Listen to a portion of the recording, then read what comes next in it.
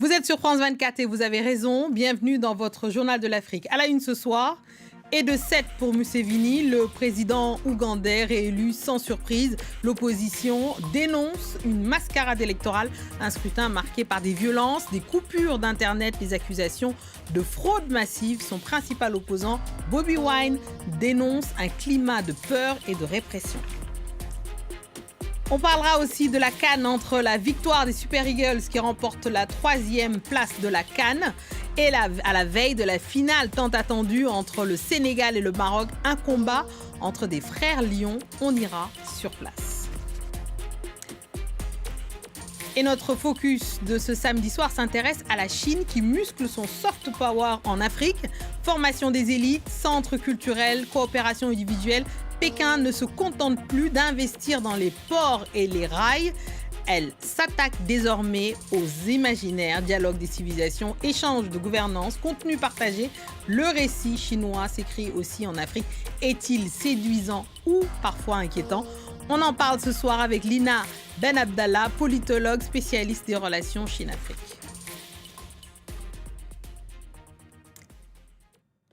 On ouvre ce journal par une élection très contestée en Ouganda. Le président sortant Yoweri Museveni est au pouvoir depuis 1986, a été proclamé vainqueur pour un 7e mandat consécutif.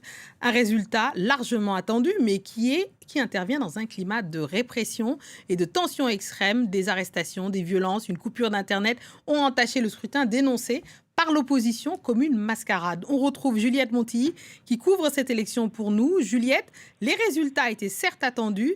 Cette victoire n'est donc pas une surprise, mais quelle est la situation sur place à l'heure actuelle ? Bonsoir, et oui, c'est officiel, Yoweri Museveni vient d'être réélu. Vous le demandiez, sur place, le résultat n'a pas créé la surprise. D'ailleurs, on a pu le voir dans les rues de la capitale où pour l'instant la situation est plutôt calme, les gens continuent un petit peu leur vie comme si de rien n'était. De son côté, le principal opposant, Bobi Wine, aurait récolté près de 25% des suffrages. Son parti, la plateforme d'unité nationale, a d'ores et déjà contesté les résultats, vous l'avez dit. Pour rappel, l'élection a été perturbée par des retards et des problèmes techniques. Concernant d'éventuelles irrégularités, des observateurs internationaux ont expliqué ce matin à la presse qu'ils n'en avaient pas été témoins, tout en rappelant qu'ils n'étaient présents que dans un nombre limité de bureaux de vote. Alors maintenant, la question est de savoir si l'opposition va appeler à des manifestations, comme l'avait suggéré Bobi Wine pendant la campagne. Bobi Wine, dont le sort est entouré d'incertitudes depuis qu'hier des forces armées ont encerclé sa maison. Internet vient juste de revenir, ce qui va faciliter pour nous la vérification des informations et nous permettre d'avoir une image plus claire et détaillée de la situation générale. Ce que je peux vous dire à l'heure actuelle, c'est que l'armée et la police sont visiblement déployés à Kampala. Depuis le jour de l'élection, plusieurs incidents nous ont été rapportés de violences et de confrontations entre civils, y compris journalistes et forces armées, que ce soit ici, dans les environs de la capitale, mais aussi ailleurs dans le reste du pays. Merci Juliette Montilly, merci. Et prenez soin de vous. Merci beaucoup. Merci. On passe à la Guinée où Mamadi Doumbouya a été investi président de la République. La cérémonie s'est déroulée ce samedi au stade Général Lansana Conté, en présence de dizaines de chefs d'État et de plusieurs délégations, ainsi que de milliers de personnes. Dans son discours, le nouveau chef de l'État s'est engagé à respecter la Constitution. Le point avec notre correspondant à Conakry, Malik Diakité. Devant les membres de la Cour constitutionnelle dans l'un des plus grands stades du pays, Mamadi Doumbouya a juré de respecter les lois de la République et d'incarner l'unité nationale. Moi, Mamadi Doumbouya, président de la République élu,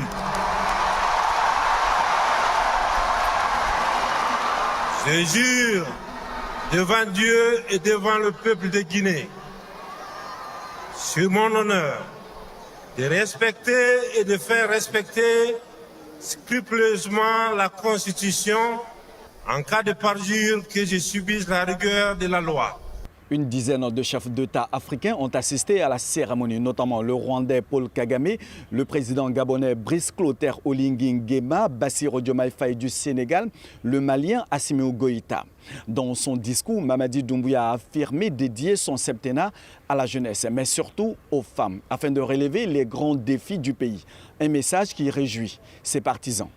Nous allons l'accompagner jusqu'au bout. Nous allons faire tout pour que ces 7 ans à venir soient des années de réussite, des années de paix et des années de cohésion sociale. Après 4 ans de régime d'exception, Mamadi Doumbouya dispose désormais de 7 ans pour redresser la Guinée, un pays riche en sous-sol, mais confronté à d'importantes difficultés économiques et à un taux de chômage très élevé, notamment chez les jeunes. On passe à notre focus de ce samedi soir et on s'intéresse à la nouvelle diplomatie culturelle chinoise en Afrique. Si la Chine a investi massivement dans les infrastructures, elle entend désormais marquer aussi les esprits en 2026, qui a été décrétée année des échanges entre les peuples, entre Chine et Afrique, avec près de 600 événements prévus sur le continent à travers la formation des élites, la coproduction de contenu ou encore des échanges d'expériences et de gouvernance. Pékin déploie un soft power inédit jusqu'à présent, dialogue des civilisations ou influence unilatérale. Pour en parler, on reçoit Lina Ben Abdallah, politologue spécialiste des relations Chine-Afrique. Merci à vous d'être dans le JTA. Vous travaillez sur les récits chinois autour de la nouvelle route de la soie. Quand Xi Jinping parle de mutual learning among civilizations dont je viens parler à l'instant, qui écrit vraiment ce récit, la Chine ou les sociétés africaines ? Oui, merci beaucoup pour l'invitation. Et bon, c'est vrai que je commence aussi par dire que c'est vrai que malgré que au moment de voir un peu d'analyser les relations Chine-Afrique, d'habitude on fait plus attention aux investissements plutôt infrastructurels, mais c'est vrai que cet angle de l'aspect du capital humain, des investissements chinois dans les relations humaines, ce n'est pas vraiment nouveau. C'est un aspect qui a toujours fait partie de la politique chinoise en Afrique. Et maintenant, depuis des décennies, que la Chine offre des bourses d'études aux Africains, offre des séminaires, invite les Africains à découvrir la Chine. Donc tout ça, c'est pas vraiment nouveau, mais c'est vrai que depuis FOCAC, depuis le forum de Chine-Afrique qui a eu lieu à Pékin en 2024, les dirigeants africains et Xi Jinping ont décidé que l'année 2026 serait désignée comme l'année des relations humaines entre la Chine et l'Afrique. C'est-à-dire, bon, c'est vrai que maintenant, les relations restent pas symétriques. C'est vrai que la Chine est toujours le gouvernement qui offre ses bourses, c'est le gouvernement qui finance ces relations plutôt humaines, mais ces échanges-là culturels et diplomatiques, c'est dans deux sens que ça part. Donc, quand les Africains partent en Chine, ils laissent leurs traces, ils laissent leur influence en Chine, bien autant que quand on reçoit les Chinois en Afrique, on a ces échanges. Donc, les échanges, oui, c'est dans deux, ça part c'est dans les deux sens. On vous entend. Alors, jusqu'à présent, néanmoins, la communication n'était pas forcément mise de ce côté-là, même si effectivement, il y a toujours eu des écoles Confucius notamment. Mais jusqu'à présent, la communication n'était pas axée sur le volet culturel, même s'ils existaient. Désormais, la Chine va offrir des formations à grande échelle, notamment pour les élites africaines, les cadres des partis, les jeunes et les femmes. Est-ce que finalement, là, on est toujours sur un outil de soft power ou une stratégie d'influence politique plus directe? Parce que sur le volet politique, la Chine était beaucoup plus prudente jusqu'à présent. Oui, et je pense que les deux, c'est pas l'un ou l'autre, c'est les deux ensemble. Parce que quand on invite des groupes, on parle en 2019, il y avait plus de 90 000 étudiants africains dans des universités chinoises. Il y a des milliers d'étudiants africains maintenant qui prennent leur diplôme d'éducation supérieure des universités chinoises. Il y a des Africains qui sont plein de jeunes Africains qui parlent le chinois couramment. Donc, c'est vrai, dans ce sens-là, on a une idée que quand une génération de jeunes Africains partent en Chine, quand ils étudient en Chine, ils sont très à l'aise et au courant de l'histoire chinoise, de la langue chinoise. Quand ils reprennent leur boulot dans leur pays, ils sont forcément mieux au courant de la Chine, ils sont plus plus proche de la culture chinoise. Il y a donc des dividendes qui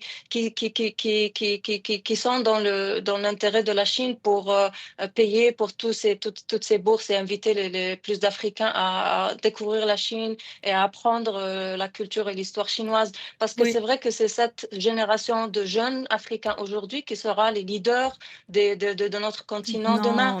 Donc, c'est une génération qui, maintenant ou demain. Donc, c'est une génération qui va être beaucoup plus sinologue, qui va être beaucoup plus à l'aise avec la culture chinoise. C'est un investissement. Oui, une dernière question, Lina Ben Abdallah, si vous voulez bien. Cette offensive civilisationnelle chinoise est-elle une réponse aux critiques occidentales, notamment sur les droits humains ou la dette en Afrique, par exemple? Ou alors, est-ce que c'est une réponse aussi, ou alors une contre-réponse, une contre-attaque de la diplomatie carrément plus, on va dire, civilisationnelle de l'Occident?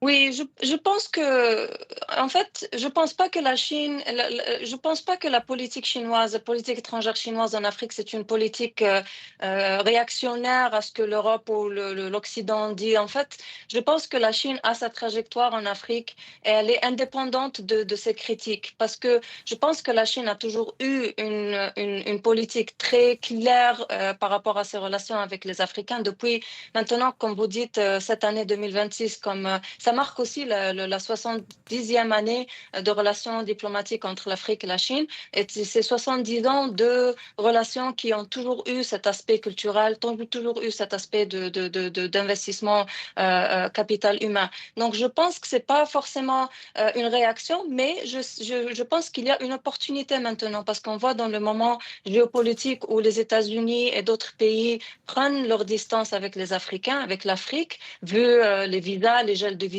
toutes ces informations dans l'actualité. La Chine prend cette opportunité pour vraiment dire aux Africains, il faut réfléchir qui est votre partenaire plutôt durable et votre partenaire sincère dans ces cette questions nouvelle compétition de relations culturelles. Merci beaucoup, Lina Ben Abdallah. Merci beaucoup d'avoir été avec nous ce soir dans le Journal de l'Afrique. Merci beaucoup.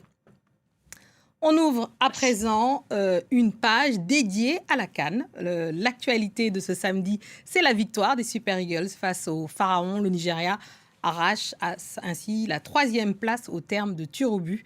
Et déjà, voilà, on voit les images, et déjà, tous les regards se tournent vers dimanche. La tension monte vers la finale qui va opposer deux lions, ceux de la Teranga du Sénégal face à ceux de l'Atlas au Maroc. Une finale entre deux peuples frères, ceci n'en déplaise aux esprits chagrins. Écoutez le message du sélectionneur marocain Walid Regragui. On va rester fraternel jusqu'au coup de sifflet final. Il n'y a rien qui pourra empêcher ou rompre les liens qu'ont les Marocains avec les Sénégalais. On est frères, on était frères et on restera frères. C'est indélébile. Dans la victoire comme dans la défaite, si Dieu ne nous accorde pas la victoire, on félicitera nos frères. Et je suis persuadé que si c'est le contraire, les Sénégalais ils feront de même.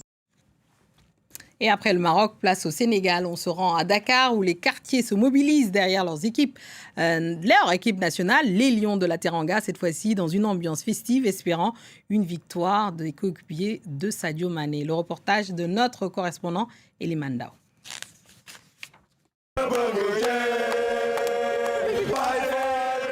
C'est déjà la fête à la Médina, quartier de Chérif Ndiaye, l'attaquant sénégalais auteur de 2 buts dans cette Coupe d'Afrique des Nations. Son frère Saïd pronostique la victoire des Lions ce dimanche.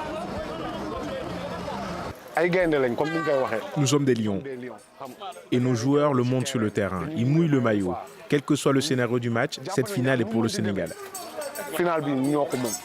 Tous les quartiers de la capitale sénégalaise se préparent à cette fête du football, comme ici à Baobab, où l'optimisme est le sentiment le mieux partagé. On est prêt pour la victoire et pour célébrer la victoire dans une grande ambiance. La coupe, on l'a déjà eue. Ça, c'est une répétition. On est en train de répéter. En centre-ville, sur cette rue commerçante, c'est également l'ambiance des grands jours. Le vert, le jaune et le rouge, les couleurs sénégalaises sont présentes partout.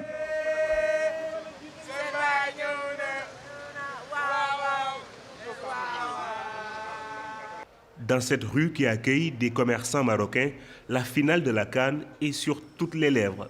Ce ressortissant marocain s'attend à un match âprement disputé. Il n'y aura qu'un seul gagnant, mais pour moi qui suis marocain et qui suis né et grandi ici au Sénégal, dans tous les cas, je ne peux que fêter ça. Le Sénégal, comme le Maroc, est à la quête d'une deuxième étoile, un deuxième sacre à la Coupe d'Afrique des Nations. La CAN, au-delà du sport, c'est aussi une fête culturelle avec notamment ces chansons comme celle de Fimbu, un emblème de la célébration des buts pour les Léopards qui avaient conquis d'autres équipes sur le continent. Direction la RD Congo, Aurélie Bazara Kibangula, notre correspondante, a rencontré le créateur de la chanson Fimbu. Vous allez voir, il a même rénové le clip pour le mondial car il veut donner de la force aux Léopards. On les écoute. Arrivé en 2016, c'était la CHAN à l'époque. C'était pas la CAN, mais la CHAN. Et les joueurs n'ont célébré leur but qu'avec ça. Mais il faut rappeler aussi qu'en 2016, on était champion, l'équipe championne de la CHAN. Donc la chanson et la danse ont eu beaucoup de succès. C'est un symbole d'unité dans le sens où tous ceux qui sont, par exemple, dans un bar, où ils ne sont pas tous mes fans, mais au moins ils sont fans des Léopards ou fans de la chanson Fimbu et de la danse Fimbu. C'est une danse fédératrice, quoi. C'est-à-dire on est là, on se retrouve tous sur un même thème. Et souvent, Fimbu aussi ne se danse pas seul. Hein. Donc c'est un symbole de rassemblement. Voilà, je suis vraiment content. Allez, c'est la fin de ce journal. Merci à tous ceux qui nous ont suivis partout dans le monde, de Kampala à Conakry en passant par Pékin. Restez avec nous car l'actualité continue sur France 24. Merci.